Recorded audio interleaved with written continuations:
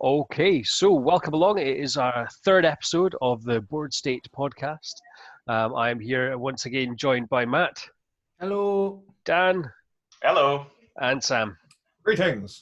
And we are going to be talking today about our pet decks, or the favourite ways that we get together with our friends and play Paper Magic, and that mythical time when we were able to do that. Back then. I know. So long ago. Back in day, when I were a lad, we played Paper Magic. None of this newfangled Mitgo and stuff. Newfangled Mitgo? Yeah, well, yeah, that's a good one. I've maybe got that one a little bit wrong, but okay, yeah, fair enough. But yeah, without further ado, I shall pass you over to Mr. Foster, who wants to kick some ass with a lovely little deck that he likes. So yeah, take it away, Matt. So, to start off, I'm probably just going to run through like my two or three favorite formats and the decks that I enjoy the most in those formats. So, starting off with Commander, my favorite deck is probably Gave. And the reason why I like Gave is because it was my first pet deck of choice when it came to EDH. It was the deck that I set my sights on as a young EDH player before I even knew how to remember triggers or anything like that. Still don't though. Yeah, I still don't. Or untap before you drew a card. Yeah, these were the good old days when we used to play paper Magic a couple of weeks ago. Couple of months, Matt. Couple of months. A couple of months, yeah, fair enough. But yeah, the reason why I love that deck is because its interaction is really cool. I like the idea behind comboing off and all that sort of stuff, and stopping your opponent's comboing off, and the dynamic between setting up a board state. There's like a fine line in our group where setting up a board state and being punished for committing to a board state is like basically the same thing. So it's quite fun to try and have a lot of creature-based combos in a removal-heavy meta, I guess, local meta. But, you know, I suppose that's for a lot of people as well, to be fair. But my favorite, the reason why I love Gave is because it applies to my favorite mechanic, which is +1/+1 counters. And you know, it's a mid-range deck, which I also love, which all of these decks, which I'll ramble off, are all mid-range +1/+1 counters, combo-y decks. Mid-range is a Because real that's what yeah, exactly. It's for a man that can't decide what he wants to do. It's basically exactly who I am. Yeah.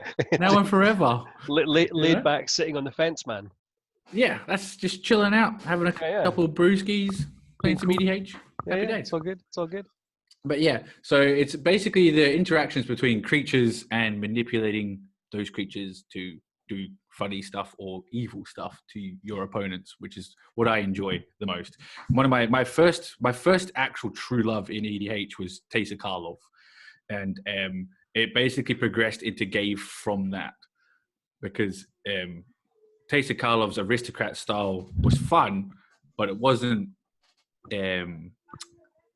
bulletproof. Neither is Gave, to be fair, but you know, it was very easily disruptible, as opposed to Gave's a little bit more resilient in that fact.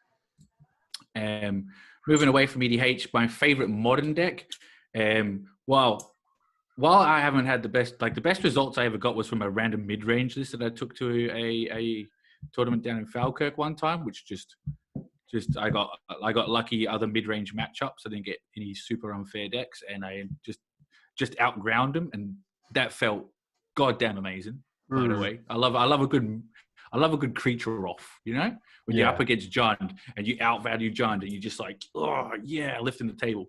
You know, it's fantastic. But no, my favorite modern deck has to be Scales. It was the deck that I always wanted to play whenever I first got introduced into modern. Obviously had a budget list, because no one just drops a big chunk of cash on a modern deck before they know what they're doing. Well, some people do, but they're fools. But I always, when I was playing that budget list, which was Black White Tokens, I always had my eye on Scales. And the reason why is because I saw a video on YouTube one day where a guy just went off on turn 3 or 4 and killed a dude, and I was like, that seems like a lot of fun. Plus, it's it's fairly interactive for the player, not so much the opponent, but for you as a player.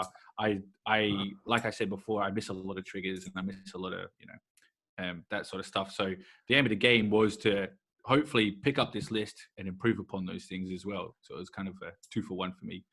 And I just fell in love with it as soon as I started playing it. I've never really been big on artifacts as like a player. Like I've never really had like a affinity list before, not even like in standard or anything that I could build or anything like that when I was first learning the game. Artifacts never really appealed to me.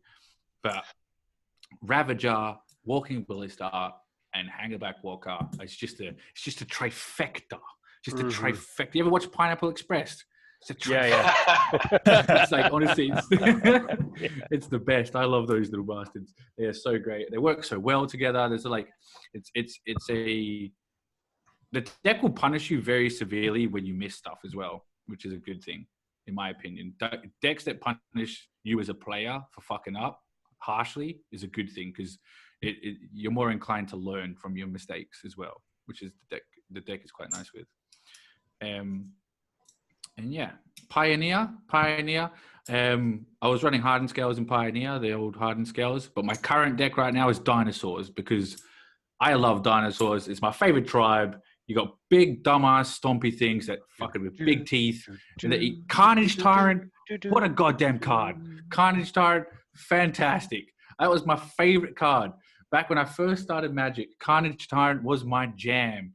That was the very first card I ever spent, actual money on, where it was like, oh, you mean I can't just like buy this for a pound from my mate's folder? I had to go out.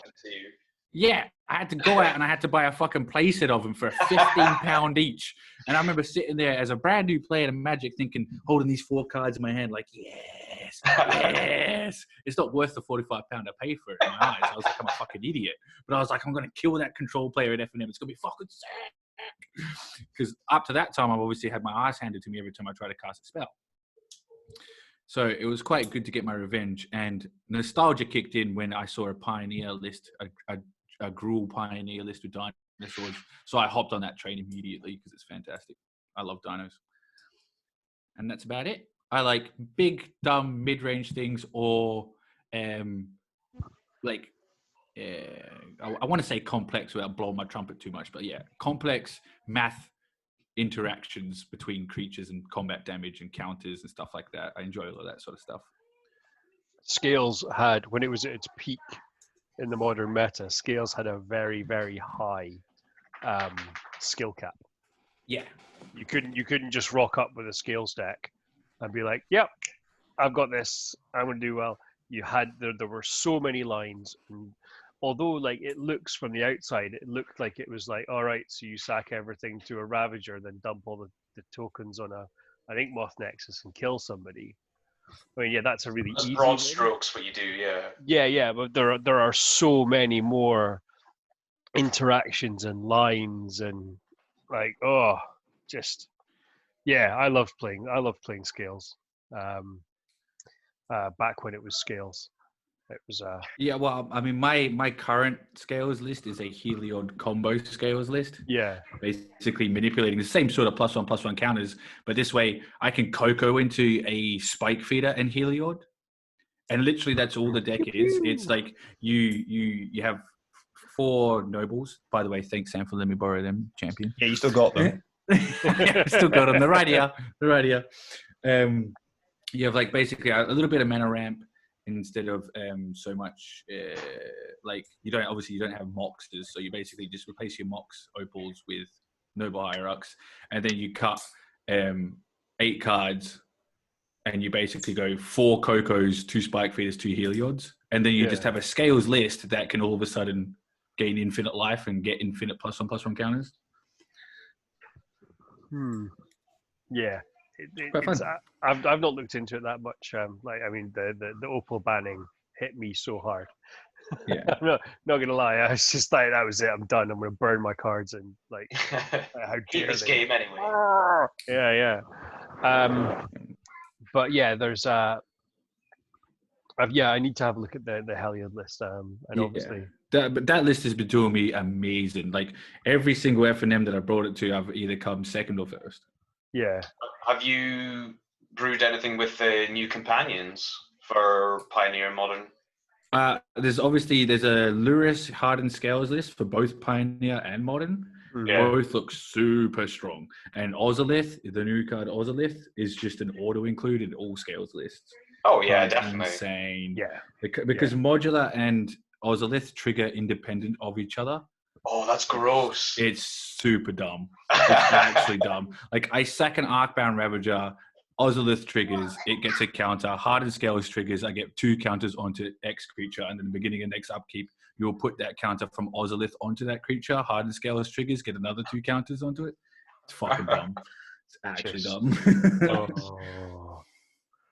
Yeah. Oh. So you think Scales will move up in the world with Ozolith? Yeah. So obviously, without paper tournaments going on, you can only really go on our online sort of MTGO tournaments and stuff. But Hardened Scales has top 8'd for a couple, like, it's pretty much ever since Lurrus got put into it, like, pretty consistently. There's been Scales lists in top 8, sort of decks posted on MTG top 8 and stuff. Yeah. It's really, really good. And Ozolith is in all of those decks as well. I don't know the list off by heart, but what are you casting with Lurrus out of the graveyard? Can you do it with like Walking Ballista with the X cost, and then it jumps up? Yes, you can. Basically, you can cast Lurrus, Arcbound Ravager, Hangerback Walker, all of that stuff from the graveyard. That is disgusting. It's Are you running Metallic Mimics? That's in that list? Yeah. Yeah, Metallic Mimic. So basically, you go Metallic Mimic, whatever, cast Metallic Mimic. Yeah. And then X equals 0 is now much more powerful from your graveyard. Yeah. So if you play Lurrus turn 3 and you play Mimic on turn 4, even if you miss a land drop, you go Mimic, and then you can cast a Hangerback Walker for 0 from the graveyard and still have 3 mana to deal with your hand. So it's super strong. Yeah. Oh yeah. Yeah. Okay. Yeah. And you've also got the really disgusting thing as well, is even if you hold him, you play him late game. Yeah, exactly. You top deck a Mimic, and all of a sudden you're sitting there with a board full of ballistas and Hangerback Walkers, and then you can play the Ravager and the Ravager that they killed early because it's too much of a threat, and you're like, cool, I'll just get it later. Yeah, it's fantastic. I'll be seeing you shortly. Yeah. So wow. And the other things with Ozolith as well is there was cards. So a local guy that we plays Burn quite often, and Soulscar Mage was like the bane of all Hardened Scales players. Yeah. But with Ozolith, the minus counters go on Ozolith, and then you can target his Soulscar Mage with those minus counters to kill him. Oh, what? It's fantastic. The Ozolith trigger can go on any creature. Is it just target creature? Any creature. Sorry, I'm just looking the card up so I can see it. I don't have the actual text. So just so we've got it, so if people listening to this, the text on the Ozolith, it's a 1-mana legendary artifact. Thank God it's legendary. Whenever a creature you control leaves the battlefield, if it had counters on it, put those counters on the Ozolith. At the beginning of combat on your turn, if the Ozolith has counters on it, you may move all counters from the Ozolith onto target creature. Yeah. Oh my God. So they go Soulscar Mage and they bolt your Ravager. Your Ravager gets 2 minus counters on it and dies. Those minus counters goes on Ozolith. At the beginning of your next, before your combat, you trigger on Ozolith, you put it on the Soulscar Mage, and it kills it. Actually, Matt, this before combat. Matt, I believe you get 3 because Lightning Bolt deals 3 damage, so it gets 3 -1/-1 counters. Even though it only has 2 toughness, you're right. Yeah, but the counters are still on it when it dies. So. Yes. That is... Oh my word. I honestly thought the Ozolith was target creature you control. No. Ozolith, every single deck that I've made on Arena that I've showcased to my friends and all that sort of stuff, almost all of them run Ozolith. And the vast majority of decks that I, give to friends or ideas to friends and that sort of stuff run Ozolith, because I think that card is dumb. Like, people are like, all companions are dumb. They are. Lurrus is dumb and stuff like that. I 100% agree. But Ozolith is one of those cards where it's a sleeper. Like, if people don't kill it or deal with it, they will lose the game, because you accrue so much value over time with that card. It's unreal. It's a 1-mana artifact. How bad could it be? Yeah, exactly. Just a 1-mana artifact. Could it be, sorry? I am. Oh, is there not a special fancy art version of it? Oh, there is. There will Okay, be there. You get like box topper versions of it. Yeah. Yeah. in the Okay, that's showcase. fine then. Yeah, because I'm gonna need one of them for Brea. Yeah. I mean, That the used to card. have- The card has got a bit of hype around it, and it's not cheap, even though Ikoria hasn't released here. I think it's sitting Yeah. around $10, 10, $20. Yeah. But I personally, I think it's probably going to be players like us, David, that live for scales and love that Oh, sort yeah. of stuff, that are just going to buy them out instantly, and they'll probably Yeah, keep yeah. their price for a wee while. I would think so. I mean, like it goes straight into because you said you were playing Pioneer Dinosaurs. Like, I'm still playing Pioneer Scales. Yeah. Well, I say still playing because yeah, playing so many games. But yeah, I absolutely want to put the Ozolith into that deck.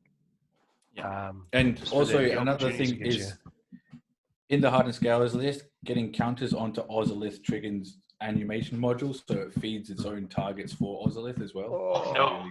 oh, It's fantastic. Hardened Scales is been reborn thanks to yeah. Ikoria, so Oh, it's big totally props to enough. Watsy. Yeah, yeah.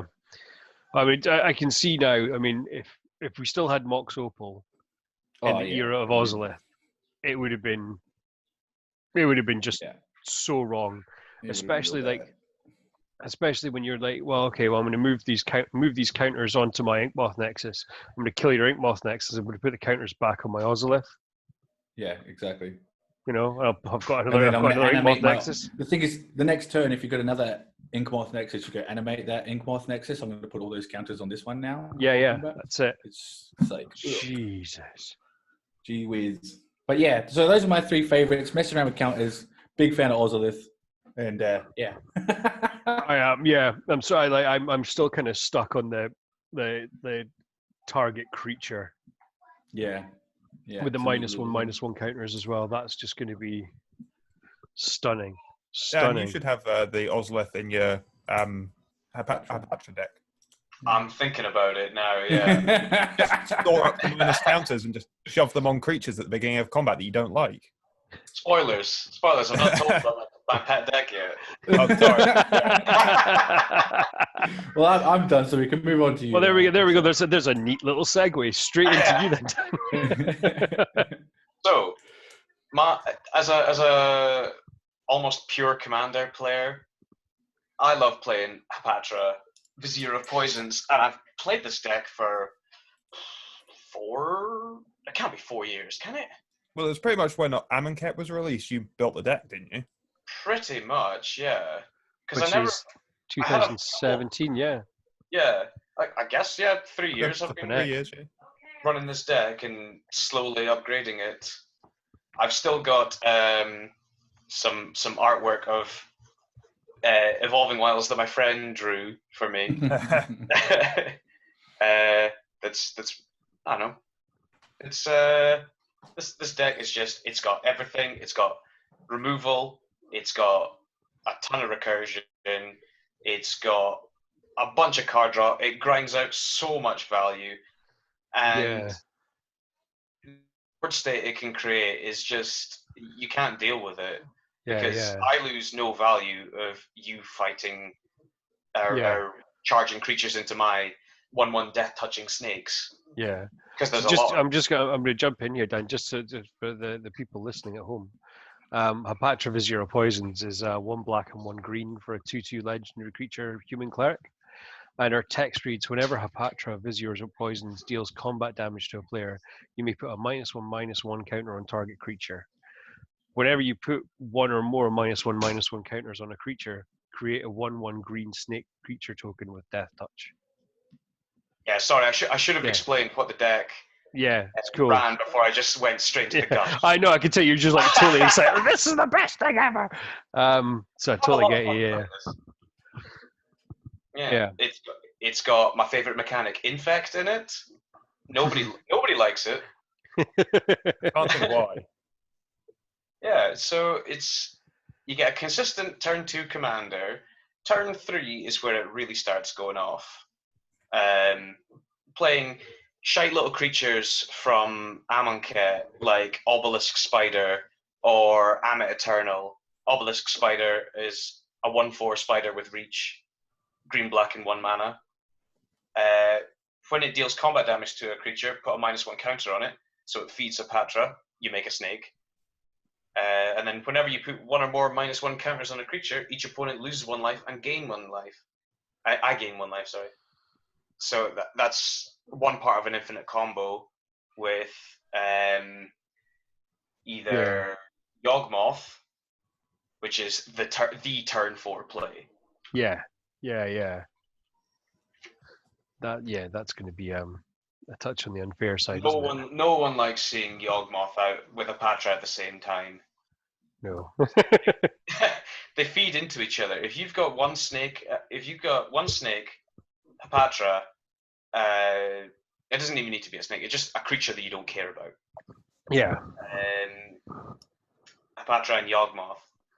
You pay a life, sack a creature with Yawgmoth, put a -1 counter on anyone else. You then draw a card and make a snake. You can do this as much life, like as many times as much life you've got. If you've got the Obelisk Spider out, your life remains static. So you can just do it constantly until you either deck yourself or you kill every other creature on the board. So no one's creatures are safe unless they've got Hexproof for protection. It's got to the point where people don't play creatures against Daniel Zapatra, just so we know what's going on. Yeah. Yeah, I think that's a fair advice. Yeah. Or I can infinitely mill you out. Was it Altar of the Brood? Is it? Altar of the Brood, another really one. sneaky 1-mana artifact. That's right up your alley, Dave. I'm a big fan. I may or may not have a copy of that in Brea. Yeah. For much the same thing. Great infinite creatures, infinite mill. If I haven't got the life gain /drain infinite combo out, I can still do it, but then I just mill you out instead. Yeah. Because Altar of the Brood is whenever another permanent enters the battlefield under your control, each opponent puts the top card of his or her library into a graveyard. Yeah. And you make a lot of snakes, so you mill people for about 20, 30 anyway. Yeah. Why not just make it infinite? Yeah. I mean, it's a legitimate win con. Yes. Obviously, Blood Artist and Zulaport Cutthroat are in this deck. Mm-hmm. Yeah. They don't need any explanation. Creatures die a lot. Yes. When you play against this deck. So yeah, it's a very aristocrat style. Kind of, yeah. Regularly, I'm not playing those unless I've got the combo because I want to keep them. It's a fragile combo, but yeah, it's not bad. And then I've got some Proliferate in here with Contagion Engine and Contagion Clasp, and Karn's Bastion, the land that does it. But I'm going to take that out because I've never ever done it with the Karn's Bastion. Really? So I mean, as well, I've not played it in EDH, but it was an all-star in my my Scales deck. Yeah, same with me. It's actually so handily won me games. Oh yeah, so much. You need 5 mana or 5 mana, yeah, to do 1 Proliferate. Whereas Contagion Engine, you pay 4, you proliferate, and then proliferate again. Yeah. I mean, yeah, it's definitely not as good. For yourself. I've just got better uses of that 5 mana. I mean, that's fair.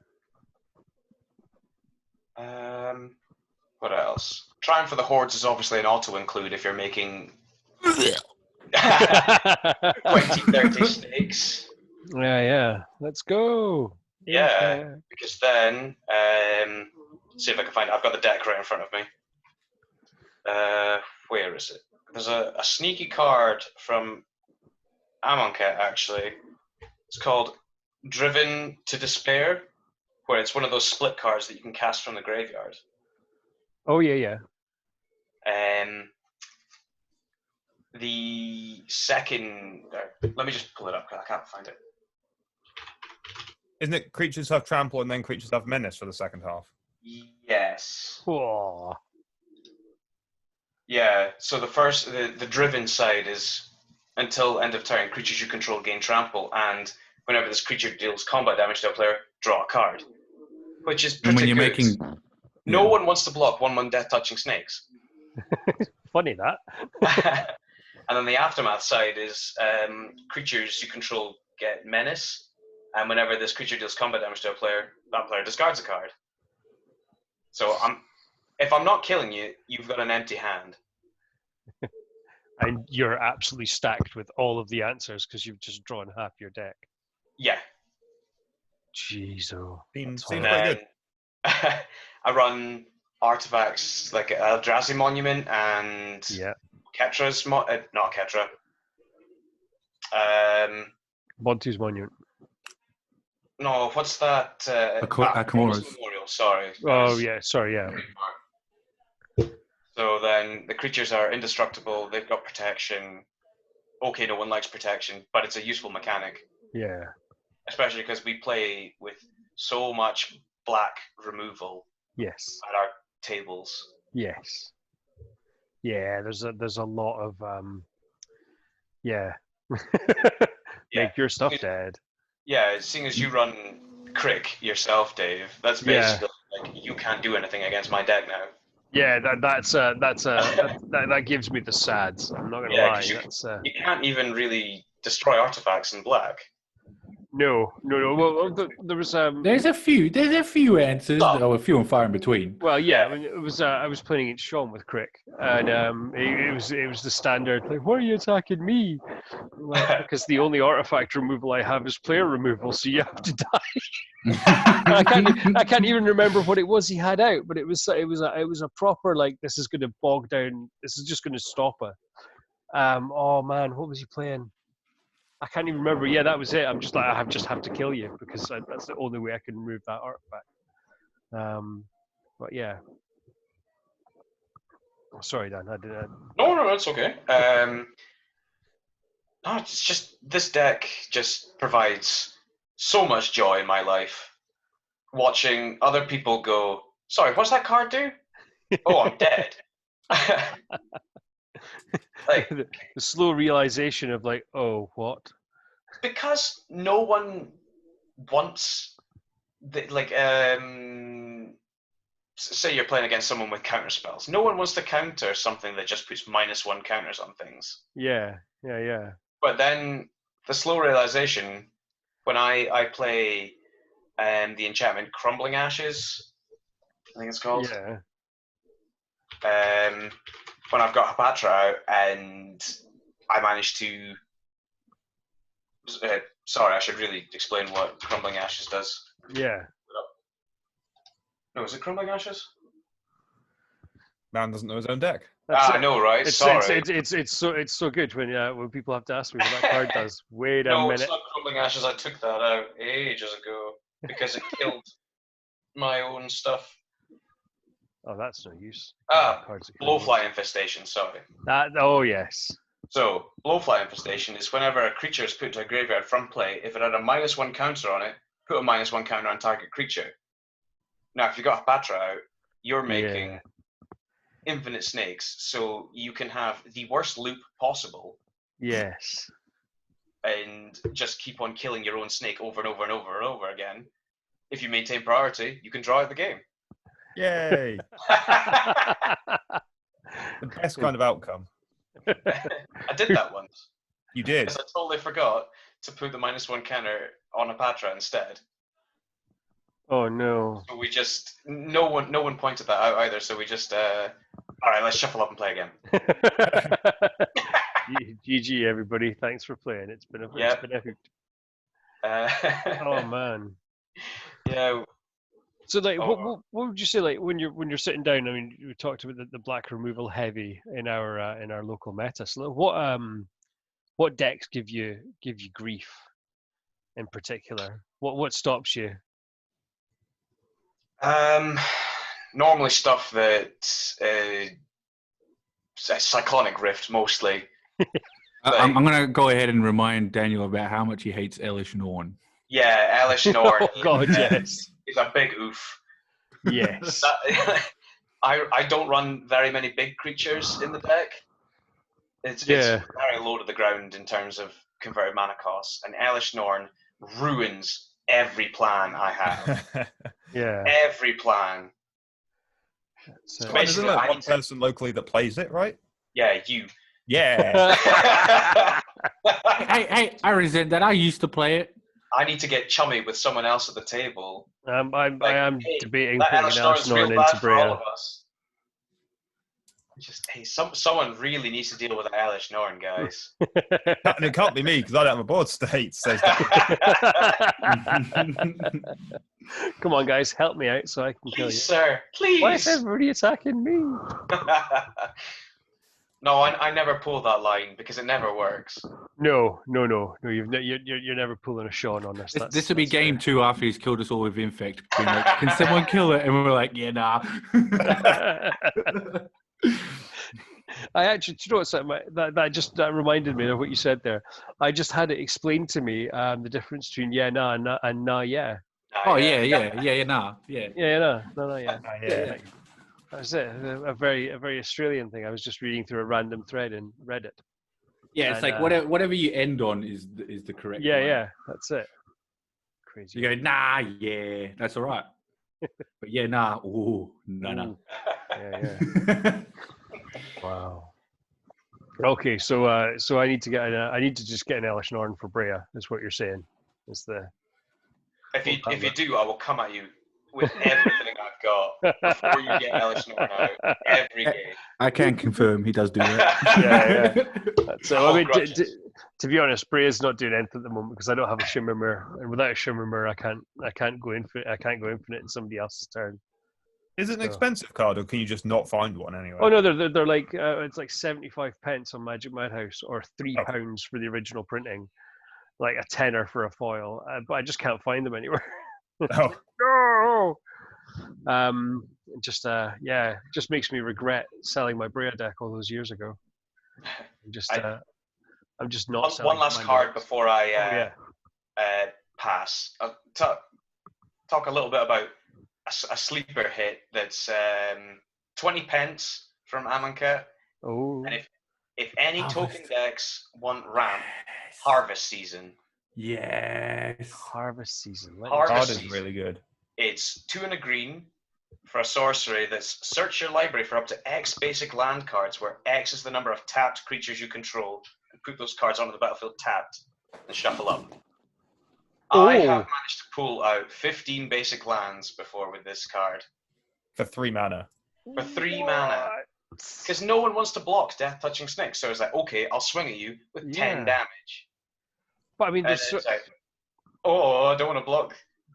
Because then all their creatures get removed as well. yeah, but not only that. In green, you've got Cryptolith, right? I do, yeah. I do Yeah, run so, that as well. So you don't even need to. So say your opponent's got a board of 1/1s, like just you've like my Thopter army has been assembled, say. yeah, So I don't care about your 1/1 Death Touchers. I'll just chump them with 1/1s.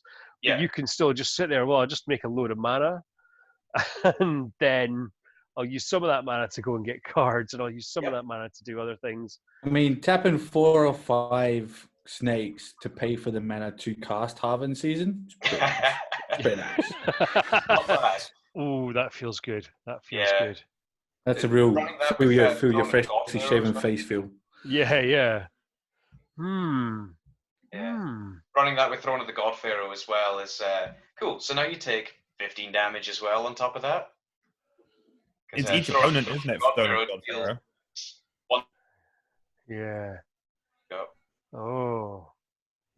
Sorry, I'm still stuck at this, and now I'm finding things. Early harvest, one green instant. Target player untaps all basic land he or she controls. Yeah. So I'm going to use Yeah, I can't these things to go and get me a gajillion lands. Then I'm going to use the mana to untap these gajillion lands, and then I'm going to play something with a great big X cost that just kills you. Yay! Torment of Hellfire! Woo! Yeah, there we go. That's it. Yeah. If you ever run a Wart the Raid Mother deck, use Yeah. that card. Because then you just copy the spell at least once. It's basically like a Wilderness Reclamation. Ooh. And then you dome someone for, I don't Yeah. know, an unbelievable amount with Banefire. And then copy that. Wow.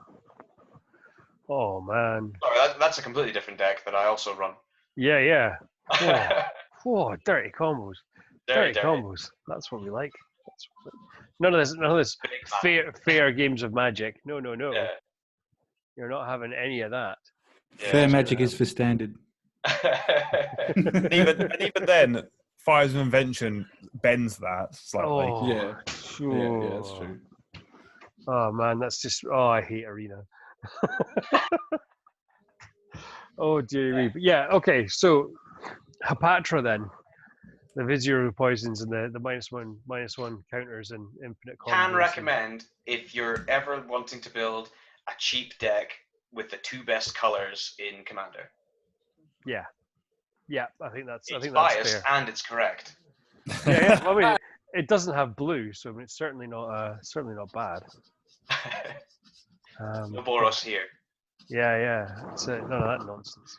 One day I'm going to make a decent Boris deck. You just wait. Wait. Isn't it called Never gonna Feather nowadays? And that's pretty much it. Yeah. But even that deck, I don't like that deck, to be fair. I love it when people play Feather and like he's got all these enchantments and things on him, and I make them sacrifice him. Yeah. There you go. Playcraft. Like I Off said, he goes. in our local meta, heavy removal, Feather is a bad idea. Yeah. I'm going to play Voltron. Ooh.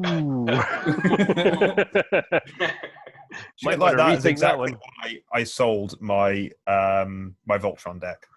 Yeah.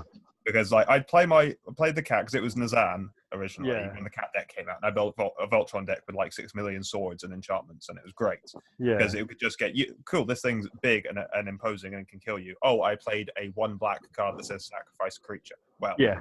That's it. Playcrafter with Marin. Lol. That's it. Yeah. That's it. And I'm going to play it again. Yeah, God, big man. no. We're discussing combos. Yeah. That's it. Ah, it's good times. All right then, Sam. So, tell us about your pet deck. Decks. Dexter. I suppose. Well, we'll start with the main one, which is the deck I'm probably quote unquote most famous for in the local meta, which is Mono Red Prison. Yeah. The fucking filthy so-and-so. So for those unfamiliar, because it's not a very meta deck, basically it is mono red. Sometimes it has some other colors, but we'll go into that in a second.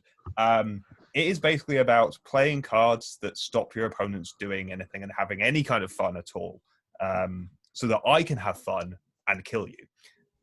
These cards are limited to, include but are not limited to something like Ensnared Bridge, a 3-mana artifact that says if any creature, has power greater than the number of my cards in hand, it just flat out can't attack because I don't like people attacking me. Chalice of the Void, which is a XX artifact that comes in with charge counters, and any spell with converted mana cost, the number of charge counters on Chalice of the Void is immediately counted. Just is because I didn't like it. And finally, Bit Blood rude, Moon, to be honest. Blood Moon tied with another card, which I'll get to in a second, is probably my favorite card of Magic.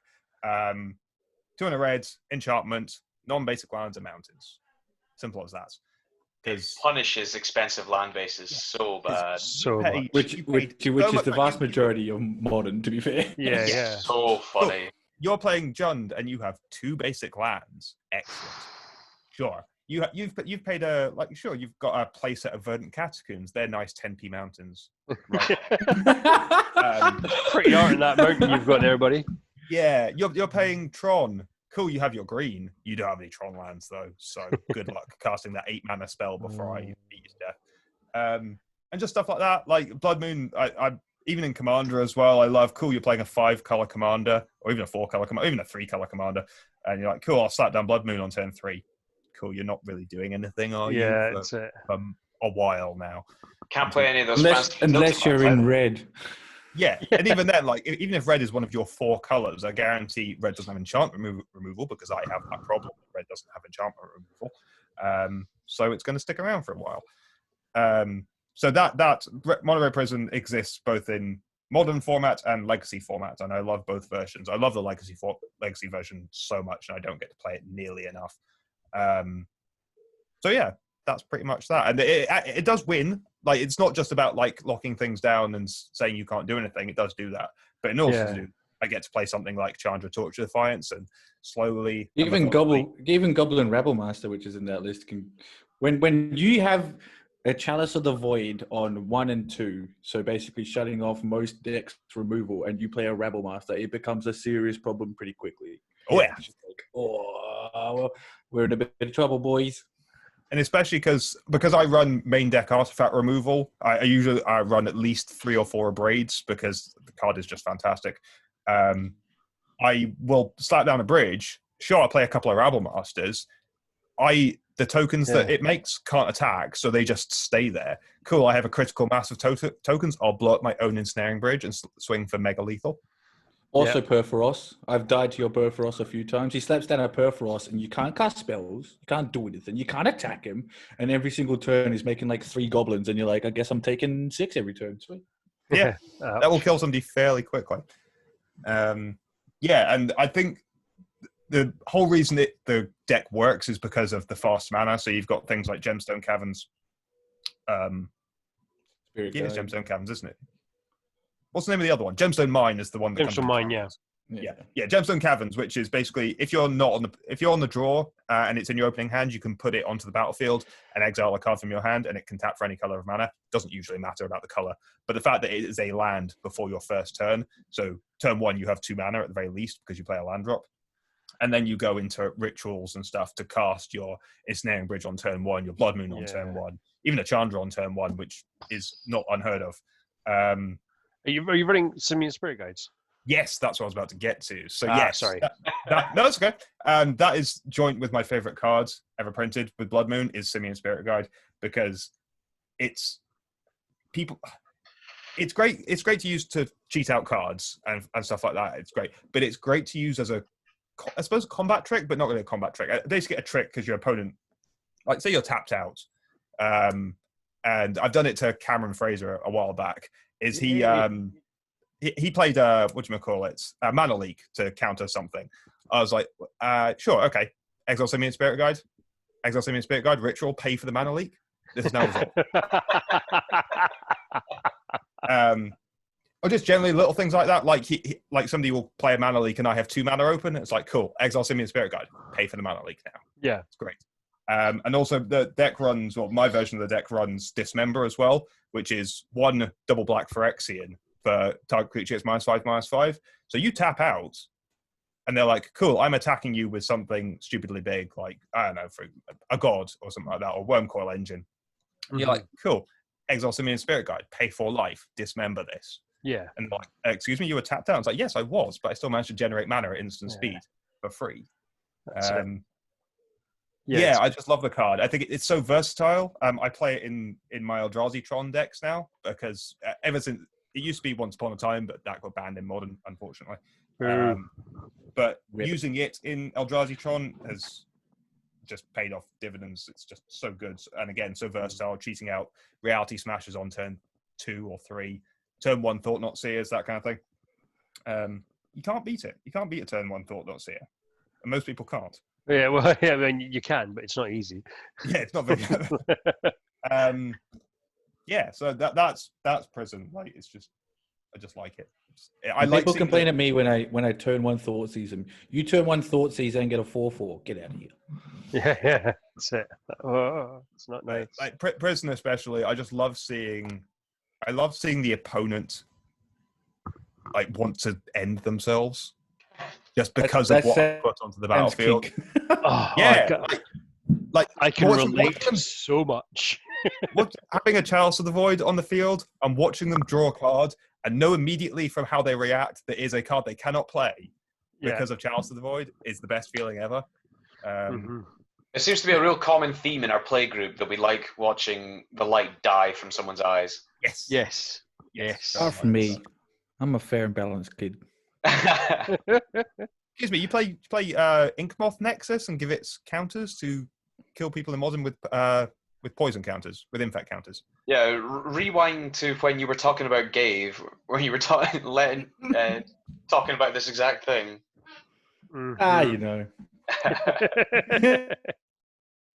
So, like, Prison is great because it punishes efficient decks, which is why it's really good in Legacy as well, is that you're not a lot of modern decks run 4 drops, 5 drops. If they do, they're not like the staple of the deck most of the time. It is 1 drops, 2 drops, that kind of thing. Because obviously, if modern's a fast format, you want to be on the ball, you want to be out there turn 1 or 2 doing important things. And if I'm stopping you doing that, then you're like, well, I can't get going. Yeah. Whereas I'm just sitting there and dawdling. It's great. I think one of the things that people underestimate about prison decks as well is no one really walks into a tournament or an FNM with a deck prepped for that matchup. You know, it's a very fringe deck, so that it catches a lot of people. Like if you were to go to like a big tournament, you know, 100, 200 folk, guaranteed 99.9% of them haven't even thought about prison for their sideboards or any of that sort of stuff. Oh no! And then you're just going to slap down, all these prison things, and they're going to be like, "Well, I can't do shit right now."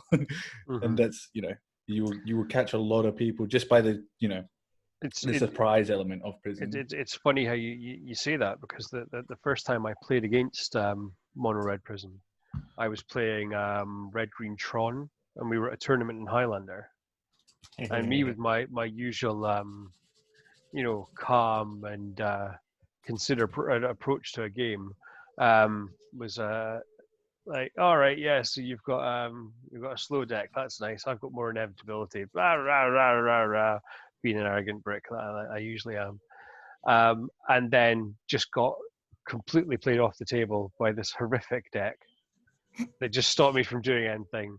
Like there was like, what was it? You were staring at an Emrakul for like 6 turns at one point.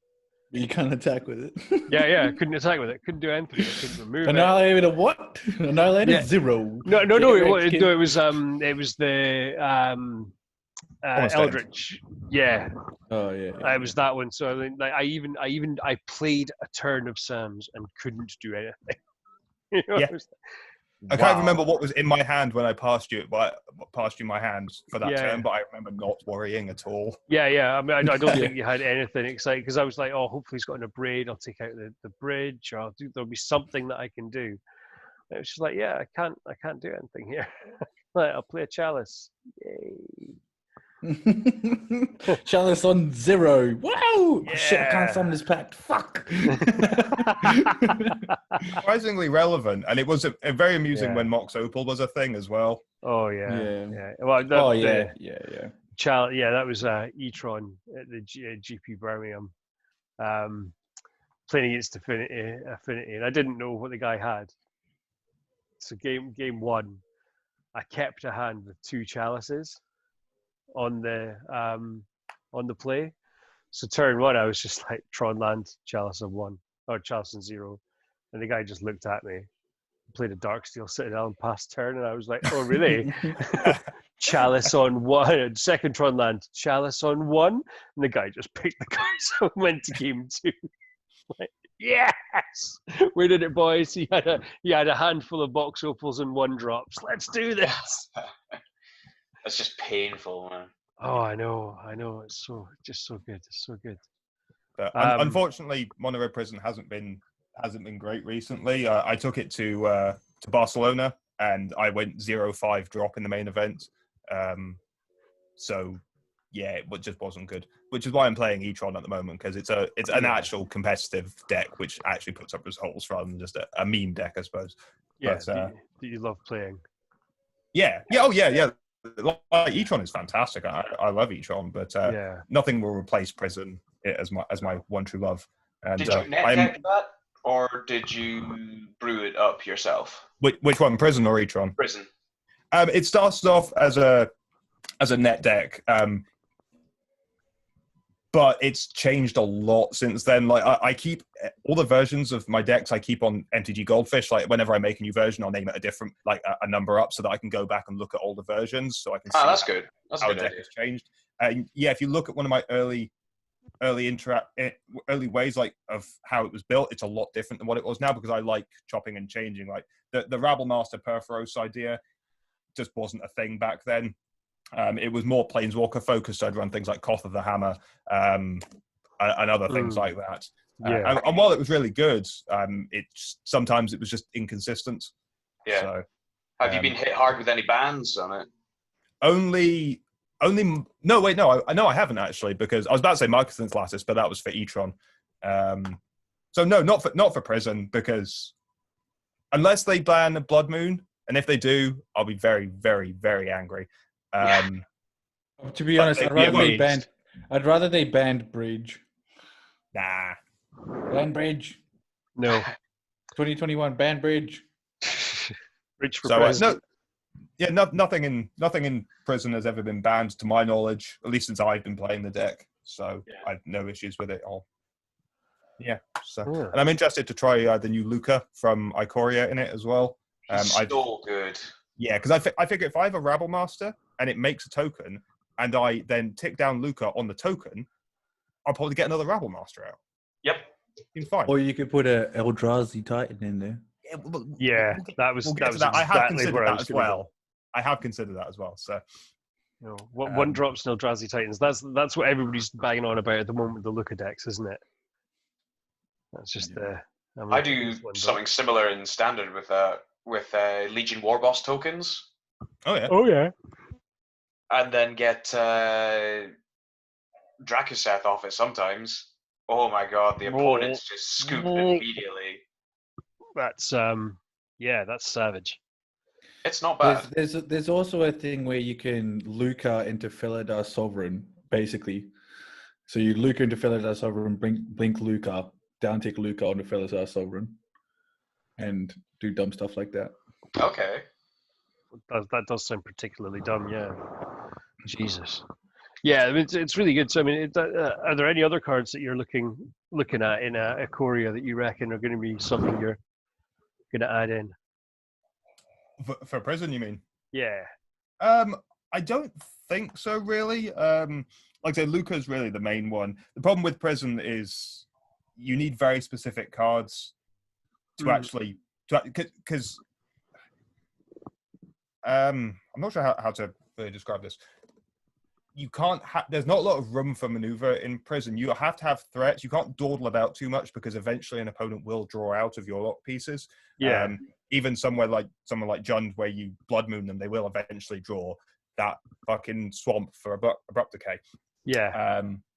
So you have to still try and race them. So yeah, nothing really in the last couple of sets has caught my eye for Prison. Luca being the first one, really. So it'll be interesting to see if that works. But again, it's a 5-drop, and I usually only ever cap out at 4 for Prison. Yeah. So it'll be interesting to try it at least. Okay. Well, I look forward to actually getting some paper games of Magic. I'm very up for practicing against that because I owe you a doing. What is our win-loss ratio, Dave? I'm pretty sure I'm up on you. I think so. I don't think we've played enough. No, we haven't. I think that the last time we played was when I had been out for my my staff night out, and I came into shop with no decks and borrowed Jund Shadow. Oh, of course, yeah. And for some reason, just played like a god all night.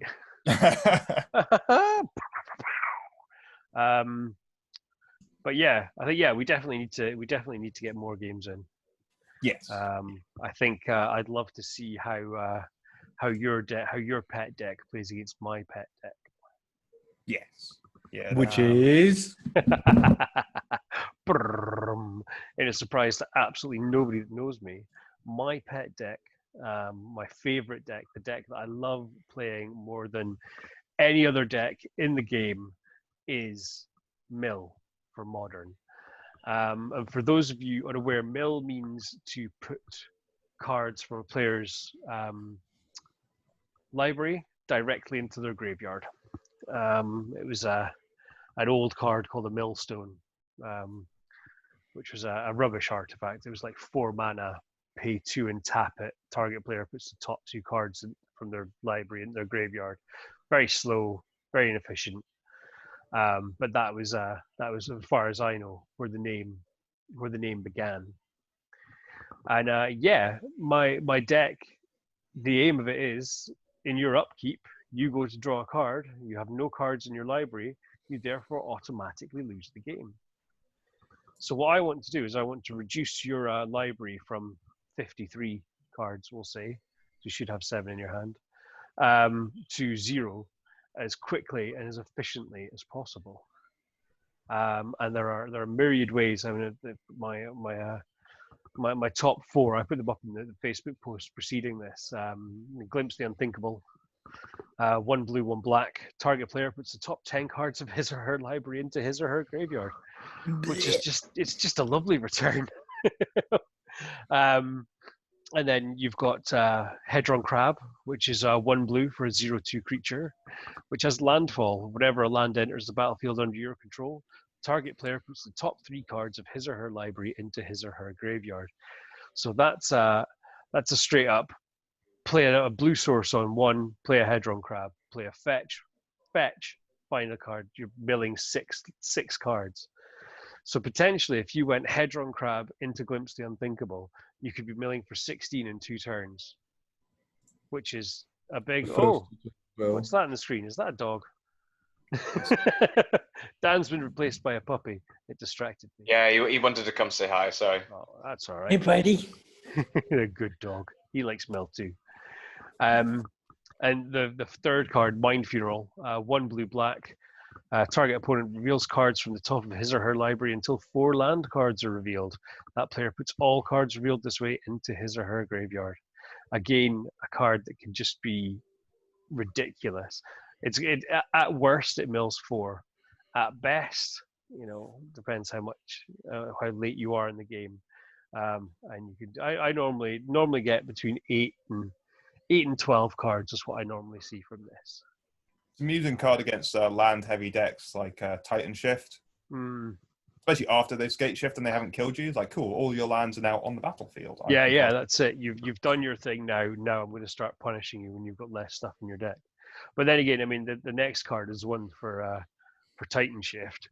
Because if an opponent searched his or her library this turn, you may pay 0 rather than pay Archive Trap's mana cost, which is an instant trap, 3 blue. Target opponent puts the top 13 cards of his or her library into his or her graveyard.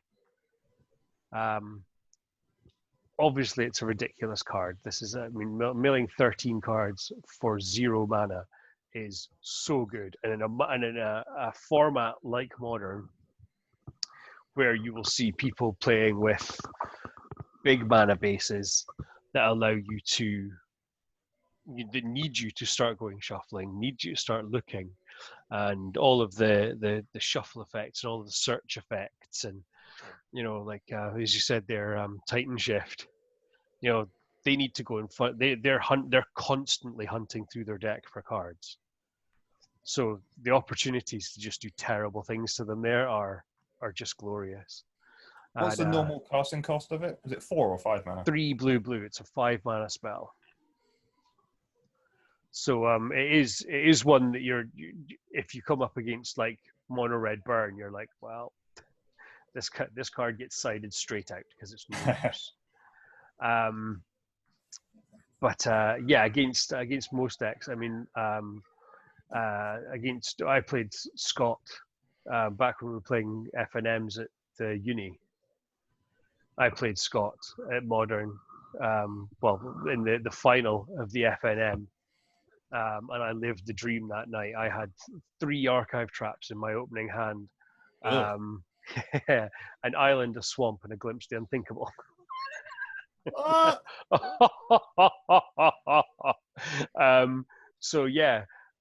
On Scott's first turn, he just for speed's sake, I'll just fetch now and then say it's your turn. Like, no problem. After that resolves, 3 Archive Traps, mill 39. Oh. And he was just like, what? Yes. I bet he was fucking raging. He wasn't even raging. I think it was just one of those like, wow. Disbelief. Yeah. Like, how did that even, like, what kind of idiot keeps a hand with 3 Archive Traps? Like two mana and 3 5 mana spells. Like, well, yeah, me, because I know you're gonna fetch, and I know I'm gonna get you. Isn't Quad's Archive Trap a turn 0 win technically, or turn 1 win? It would be 52 cards. So you would effectively win the game if your opponent couldn't win the game.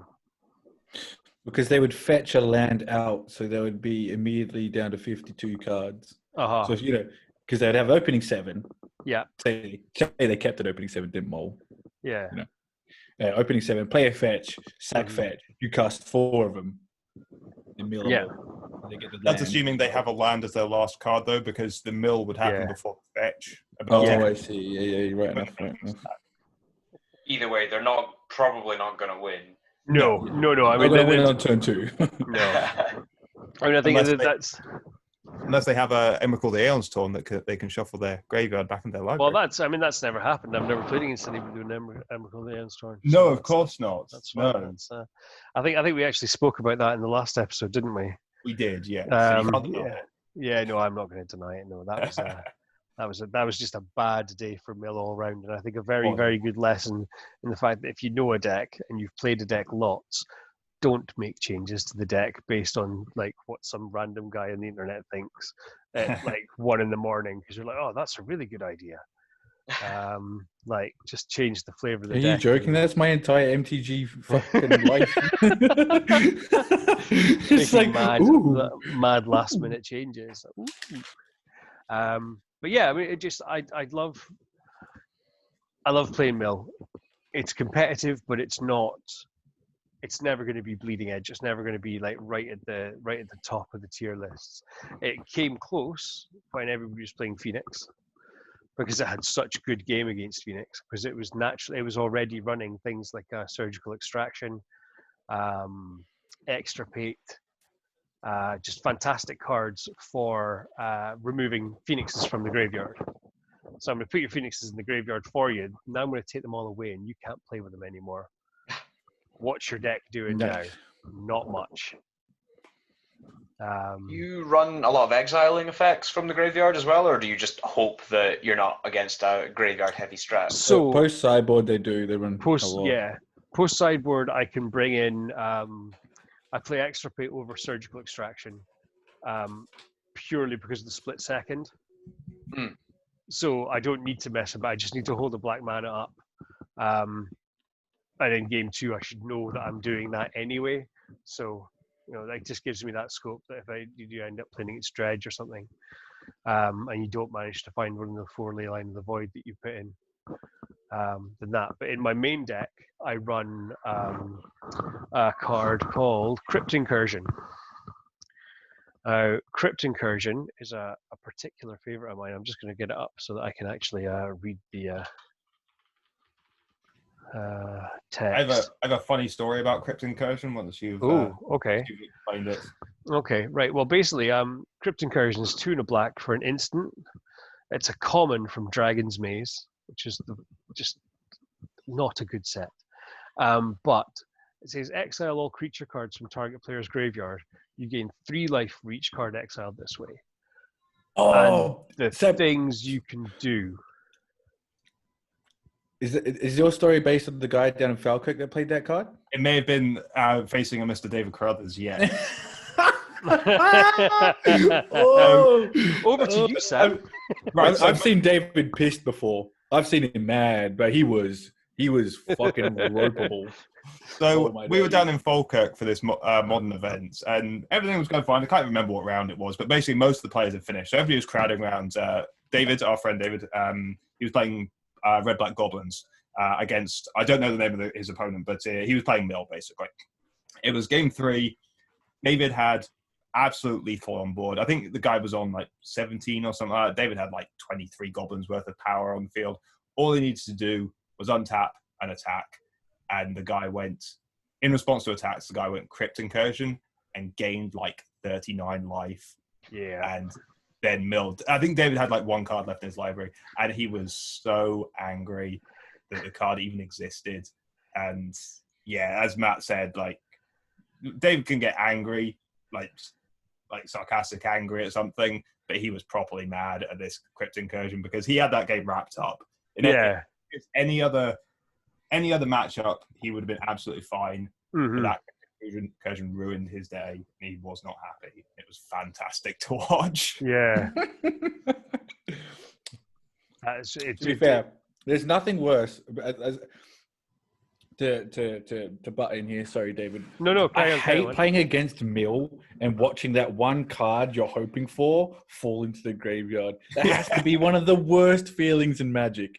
It has to be. You're like, I've got 3 copies of this to answer that. It's going to be fantastic, and you watch all 3 slowly just be removed from the fucking your like chances of getting it, and it's just like, oh. See, really weirdly, that's the thing that I love about Mill. It's just that Dan mentioned it earlier on. Of course I do. Yeah. It's just watching that hope slowly disappear from your opponent's eyes as more and more of their win cons hit the yard, or they're like, if you know they've boarded in some form of like recursion, just watching them count the cards, and if they're just like being really quick and they're just like 1, 2, 3, 4, and then all of a sudden it stops and it slows down as you just see that card just hit their graveyard and rage. Like, yes. Gives you a lot of good information for game 3 as well. Yeah, absolutely. I mean, it's like exactly what they sideboarded in. Yeah. Excuse me, could you let me see what you've what you've put in your deck? No, just a moment. Millie for 13, Millie for 10.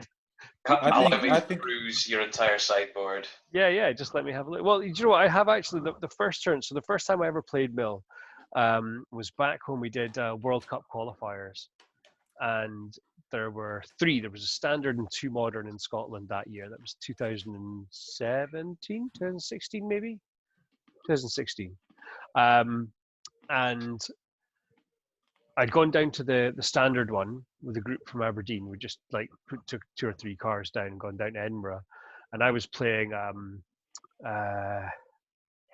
Oh man, what's the name of that card that you flip the top 6 cards and then put creatures under mana cost 3 into play? Oh, Collector Company. Collector Company, that's the one. Yeah, it was. Which Coco. Pat, you also have my playset of. Yeah. Coco! Woo! Yes. But it was a 4-color Coco deck that had an infinite kill combo in it with the Eldrazi spawn tokens and Zulbrok Cutthroat and so on. And like I'd chosen to play that deck the night before as well, and managed to throw it together. Hadn't played a single game with it. Was like, no, it's cool. I know how this deck works. It's going to be great. And then proceeded to like go 1 and 5, including having the infinite combo on board when a guy killed me, and then looking at my board and going, oh yeah, I should have won that game. And the guy was like, yes, you should. Oh, what? But on the way home in the car, because a few people did really well, and I took people back that I didn't take down, and we were talking about like, oh, are you going to the next one? I was like, well, no, I don't play modern. I was only playing standard at the time. And the guy was like, oh, there's a deck you'd love, Dave. It's Dimir Mill. And he started talking about this MTG Goldfish deck. And I was like, ooh, that sounds good. And I went home that night and I found it and I bought the deck and I went to the next modern event, which was the World Cup qualifier. Now, a couple of misplays, a couple of good games. But then I played against a Tron player who I just smashed game 1. Just smack, wrecked. And he literally took his sideboard out of his deck box and shuffled it into his deck and presented for game 2. Good man. It was like, yeah. And that was, he was playing Tron. And in that game, he restarted it with Karn. And then beat me. And then in game 3, I just milled him out in like 6 turns. Just glorious. Nice. Oh, those were the days. But yeah, that is it's an archetype. I've played it in standard. I had a lot of success with Is It Mill back when Sphinx's Tutelage was in the format. Because that was literally just play lands, cantrips, and Sphinx's Tutelage. Keep casting spells that draw me cards. Go. I didn't play a Persistent Petitioner deck because it looked a bit janky. Hang on a second. Yeah, I know, Sam. And plays 250 card decks in standard, and it's fine. Yeah, it's all good. I just wasn't. I wasn't really enamored of standard at the time, so I didn't really bother building it. But there's the next modern variation of it I'm looking at is Turbo Garuda. Oh, Yeah. there's a card. I would like your opinion on this as a mill player, David. Go on then. Back in Guilds, they came out with Unmoored Ego. Like, Yes. I'm convinced that card is stupid good. Personally, it says, I lost to this round 1, I sideboard this in, I now won't lose it to it again. It's basically what that card fucking says. hate that card, man. That card is so good. And but with Mill, you can kind of mainboard it because you're putting away so much of their deck and seeing it. You can kind of pick what, like, if they're running main deck answers to what you're trying to achieve, you can just go Unmoored Ego and name that answer. So the reason, I totally get what you're saying there, but I need to get to, for a start, I need to get to 3 mana to cast it in Modern. Yeah. And 3 mana, you're talking about Ensnaring Bridge or Mind Funeral.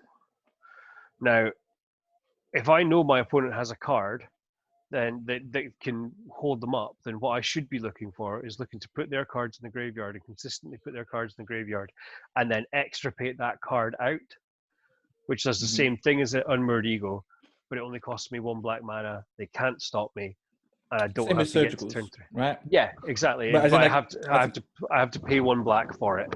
But you can't interrupt it. You can't. It goes split second on the stack, so you can't do anything. You can't even start.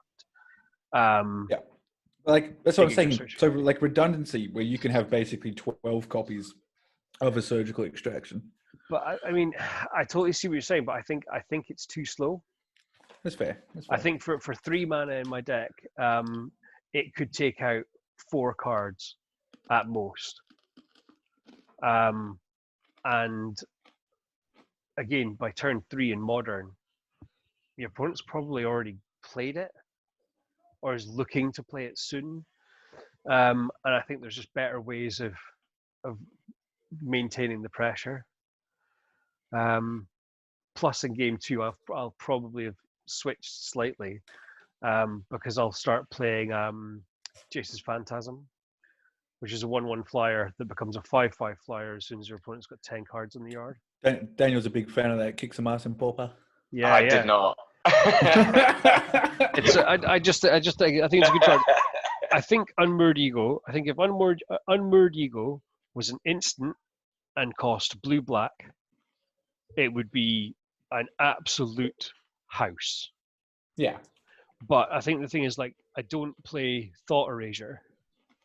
And Thought Erasure is blue-black, look at the opponent's hand and take a card out of it. Yeah. And then Surveil, which I think has a bit of power. You could, I think there's better ways. There was one card from that set. Sorry, not from that set. It was from Eldraine. It was Drown in the Loch. Oh, Yeah, fuck, I Drown just in the Loch. love that card so much. I mean, I still can't decide because I haven't played enough with it, with the variation of the deck. I haven't decided whether I want to put it in the main deck or in the sideboard. But I think it's a main deckable card. Like the amount that you're milling, it's basically a 2 mana. It's a 2 mana Can't counter do anything. Yeah, exactly. It's 2 mana basically unconditional because of the way you're playing the game counter spell, and it's a 2 mana destroy target creature, pretty much unconditional at instant speed. Yeah, like card is so good and so annoying to play against, especially I would have thought in a mill deck. Yeah. Oh yeah, it's what's that? It's so flexible. It is. Yeah. Oh, so much. The fact that it has the removal element and the counter element, it's just lovely. What's the blue-black command? Oh, Yeah, you got like you got Dramoka's command. Command. What's is this Silumgar's command. Yeah. Is that playable? I can't remember. Which probably means no. I'm just looking it up. I'm just bringing it up now. But, 3 blue-black, so probably not. Yeah, 5 instant, mana. Choose to counter target non-creature spell, return target permanent to its owner's hand, target creature gets -3/-3 until end of turn, or destroy target planeswalker. Trash. So yeah, I'll take a Drown in the Loch over that every single day. It's just because it like Drown in the Loch kind of like with its extra modes reminded me of like a cheap command. Yeah, No, Yeah, just I wanted to totally see what see what you the say, blue yeah. back one was. That's it. Yeah, no, it's not. It's not great. I mean, like destroying target planeswalker is quite nice, but it's one of Well, those things. These days you can do that for 2 mana. Yeah. I mean, in all honesty, I don't. Whenever I've been faced with planeswalkers, it just becomes like a right. Well, I'm now the aggro deck, and I now just have to race you, and I have to be faster than your planeswalker, which can be a bit upsetting. I've not come up against a fairy yet. Have or you thought about ever? how would I ever deal with 3 fairy?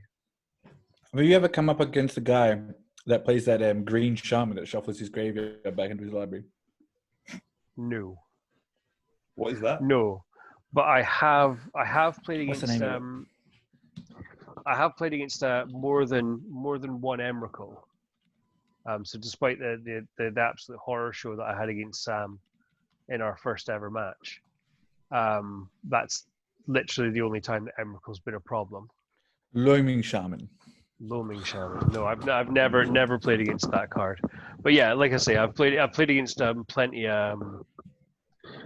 Eldrazi Titans, and yeah, that's what Extirpate and Surgical Extraction are for. Yeah. You know, you kind of like it's one of those ones that in game 1 you need to start hitting people in the face. But you know, it's all good. You just game 1, if you don't have the answer, then you just pick it up, or if you've got it. Sorry. No, carry on.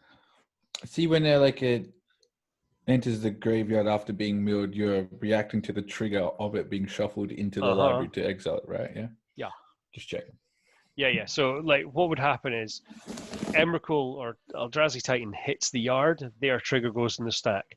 Then you can then exile Emrakul. So, although they would then get to, or the Eldrazi Titan, they get to shuffle their library back into the yard, but to the library, but Emrakul's gone. So you have to start again, but you won't see him again, her again. Yeah. Would you splash white for like new 3-drop to fairy and stuff in a mill deck? Seems No. pretty strong in my opinion. I don't want to dilute what like there have been so many discussions and talk of people using splashing white for a myriad of cards. Like people were getting super excited about Path to Exile. Yeah. Like people were playing white just so they could play Path to Exile and stuff. It's like I don't really think it's. I mean, there's a lot of games that are just like, yeah, I'm not going to bother with removal. I'm going to put my Ensnaring Bridge down, and I'm going to hide behind a wall of no cards in hand and top decking.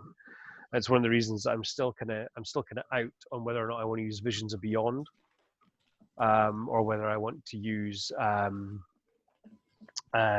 don't have any in the deck at the moment. The 1 mana blue, draw a card, target player puts top 2 cards in their graveyard. Thought Scour. No. Yeah. Erasure? Thought Erasure. No. No, it is Thought Scour. Thought Erasure is the other one, is the new one, isn't it? Oh, yeah. The Surveil one, yeah. Yeah. Yeah. So yeah, because I have been in a position where I've used Visions of Beyond as my only card in hand, drawn 3 lands. Oof. Play 1 land and then get beaten to death by 1/1s through a bridge. You know, so it's one of those like really risky cards. But yeah, that's my love for mill. I want to play more mill. I've not built an EDH mill deck yet because I think it's a bit janky. Mill is generally target player as well, isn't it?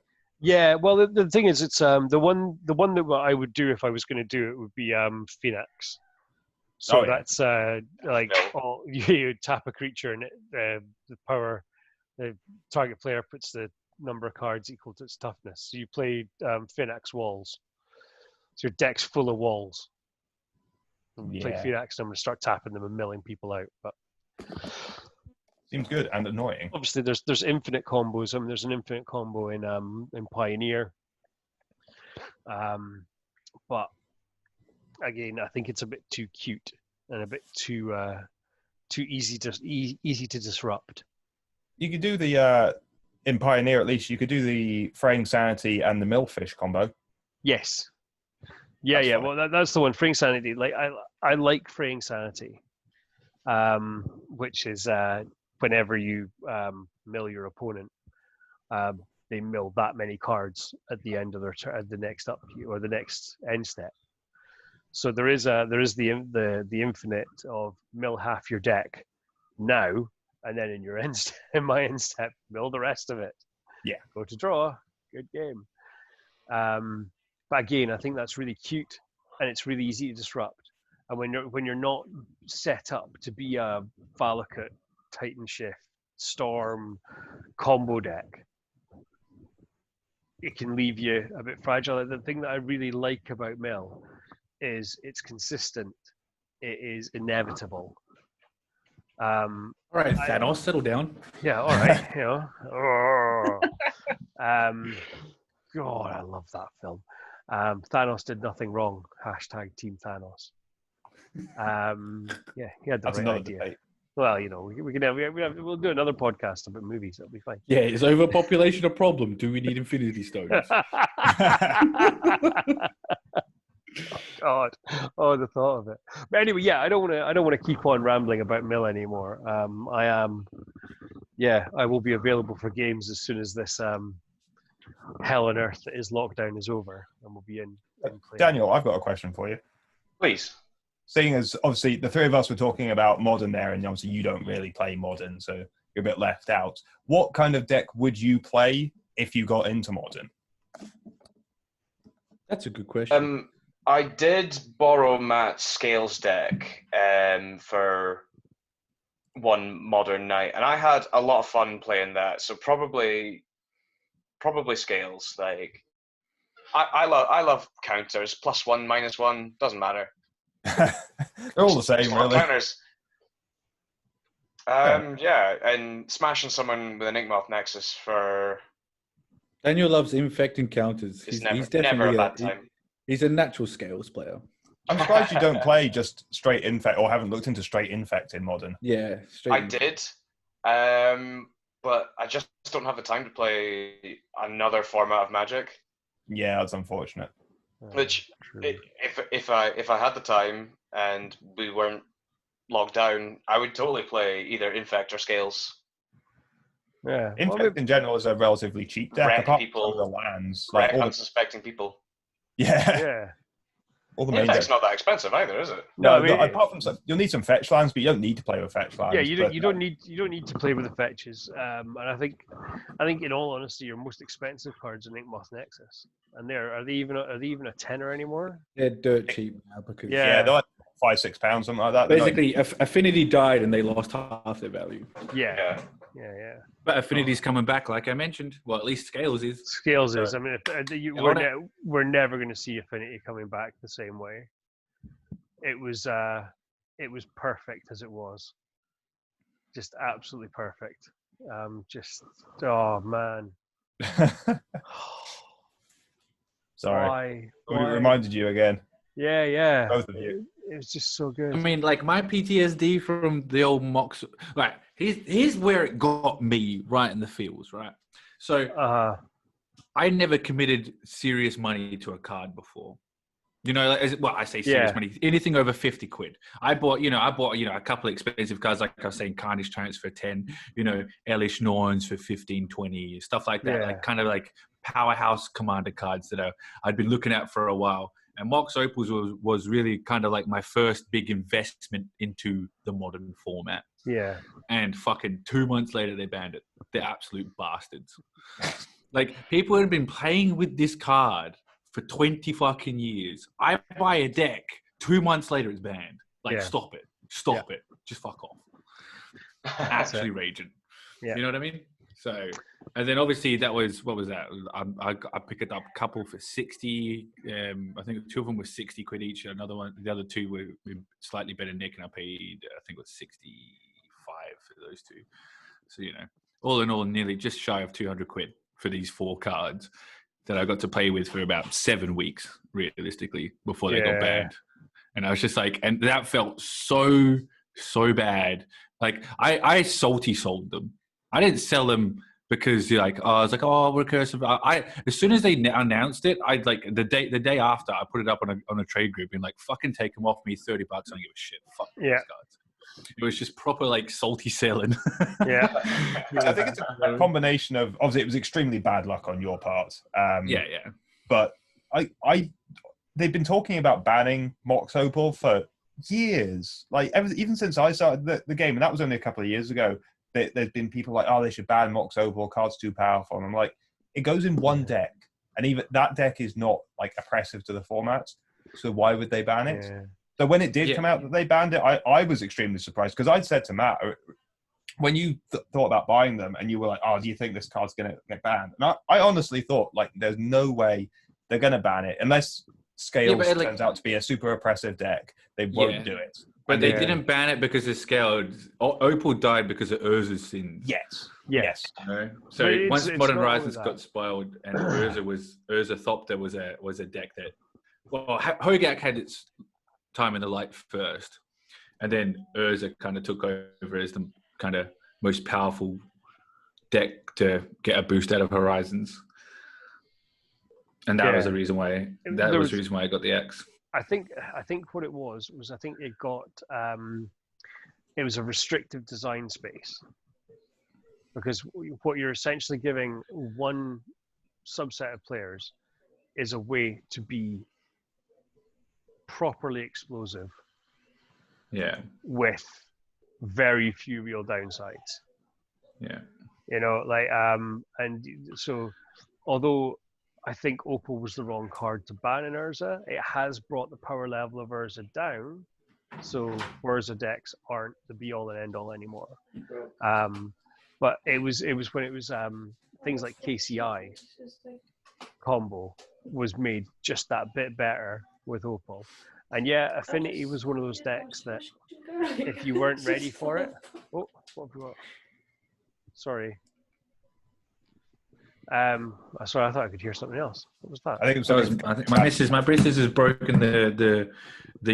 Oh, did she break the rules? Does she want to be internet famous? Is that what it is? No. She's she's just about to start supper, and she's broken our garlic squisher. Oh no! What are they called? Like garlic crushers? Yeah. So she's coming like, ooh. That's moderately disastrous. Oh no, what are we gonna do? Okay. Gotta use a knife. Yeah, that's not a knife. But yeah, in that case, then I think we should perhaps sum up and wrap up and go and have dinner and food. And I still need to walk the dog and all kinds of things, even though he's lying here next to me, not really bothering about anything in the world. But yeah, I love Modern.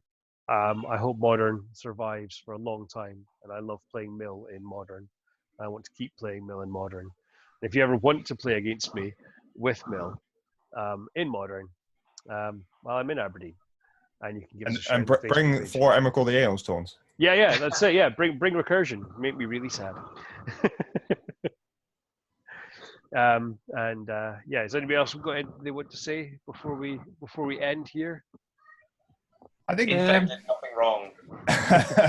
Infect did nothing wrong. Well, there's an interesting one. Again, a card that was banned that made Infect less. It was super consistent. Like Infect was the deck to beat when I was down playing the first the Modern tournament because of Gitaxian Probe. Oh yeah. You know, a Git Probe. Like, I'm going to spend 2 life and I'm going to look at your hand. You don't have any counter spells. Here's all my stuff on my big scary creature. Let's go. You know, or Git Pro, I'm going to look at your hand. You have a counter spell. But the thing Alrighty then. Is that recently, well, up until the Once Upon a Time ban, Infect was being pretty consistent as well. Again, because obviously because of scale up, they got a 1 mana deal. Gain 6 damage, fucking instant, which was madness. It was scale up is stupid in Infect, and obviously Once Upon a Time to find like you would keep, you know, your 7 or your 6 or whatever you had to mold to, you'd keep shady ones because you know you'd most likely find something for free off of Once Upon a Time, or like your Infect creature or whatnot. So they were pretty consistent not too long ago as well, until Once Upon a Time was banned. Yeah, yeah. So basically, what we're saying is that Dan needs to start playing Modern. After lockdown, I'm going to look into an Infect deck then. Yeah. No, don't look into scales. Be humane. No, man. Well, You run scales. I'll do something different. yeah, Yeah, it's yeah. fair. Infect scales. But Infect we scales. could do Scales like. that runs Infect. Oh my god! Oh, What's that? actually, ooh. What's that one black card? Target creature gets +1/+0 in Infect. Tainted Strike, Tainted is it? Strike. Something like that. See, Is 'cause a mate of mine played that in his Zoo Death Shadow deck before Zoo was a big thing, and he played Tainted Strike. Yeah, +1/+0 and gains Infect until end of turn. There you go. Filth. That's you.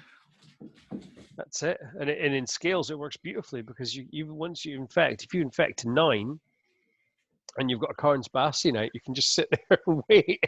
And I'm now going to proliferate your dead. Way. Just There wait are till they some- can get anything. Yeah, Just yeah. Let them flounder 9 Infect, and he's like, Yeah, come yeah. on, do something. I dare you. Oh, There are man. some amusing interactions with some of the recent cards because obviously Proliferate was in the recent standard sets. Which one was it again? Uh, Dominaria? guilds. It was Simic was- from Guilds of Ravnica the Second. Guilds, yeah. So there, I don't know if any of them are good enough for Infect because I've not seen like up-to-date Infect lists in a while. But it might be worth looking into whether any of those cards have made the deck even more viable or more budget, but like as an entry-level deck for Infect for Modern. So Yeah. I don't know. It'd be interesting though. You could probably build a pretty decent one, I'd say, off a relatively budget list. Yeah, I'll save my pennies. I've got no real wants list right now for any of the decks I run. So yeah, save my pennies and build an Infect list. Why not? Worth Yeah, looking at. see, welcome to the club. You can be a degenerate like the rest of us. Woo! Yeah. Yay! Anyway, I've taken enough of your goodbye time. All right. Okay. Right. Well, that's it. Yeah. I'm done then. I've got nothing more to say. Yeah, I think I wrapped it up pretty nicely. Yeah. You good? So Well- prison is fine. Blood Moon should never be banned. It is a fair and balanced card.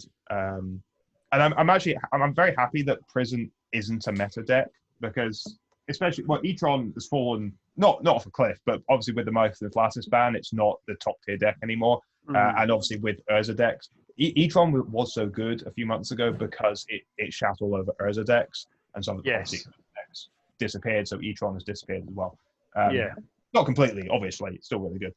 But the fact that, as you said, I think it was you, Dave, said earlier, that people don't come to events to sideboard against Prison. And that's how to catch people out with Prison half the time is you like, cool, you have no sideboard, you have maybe one sideboard card that can help you against this. Fantastic, I'm going to take advantage of that. Yeah. And it's an accidental sideboard card. It's not one that you've physically Put in there planned for Prison. You know, like, Yeah. whoa. You know, the Exactly. good old So- days of Lantern. How do we fight Lantern? You don't. Shit.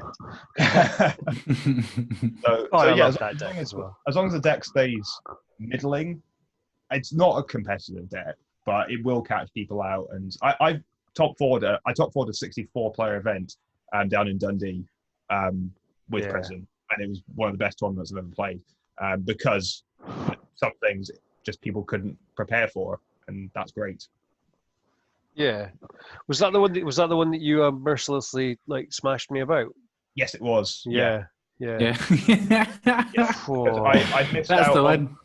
I got to the top 4 and I never even knew of the Devoted Druid deck at all. Oh. So when I played it for the first time in the cup for top 4, it Yeah. was, if I'd won, I would have gone up to face Anand. And I was really confident against Anand Tron because he was deck, playing yeah. Tron. So I was like, cool, Tron is great because Blood Moon.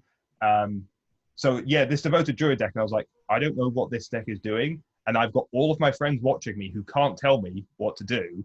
Yeah. And I think one of the games I killed the wrong creature. Basically, yeah, I had to kill one of the 2 combo pieces before he could activate it, and I killed the wrong one because I wasn't 100% on how the combo worked, and that screwed me up.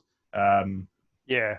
That was just unfortunate, and I know how the deck works now. But I was really sad at that because I think I could have won that tournament if I got past. Yeah. That devoted. Well, the end boss being Anand was definitely not a terrifying one for your deck at all.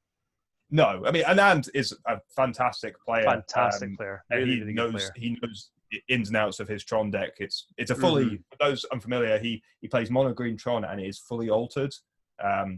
It's a beautiful deck. And he's a fantastic player. I feel I would have done well against him, so I was annoyed I couldn't get past that deck.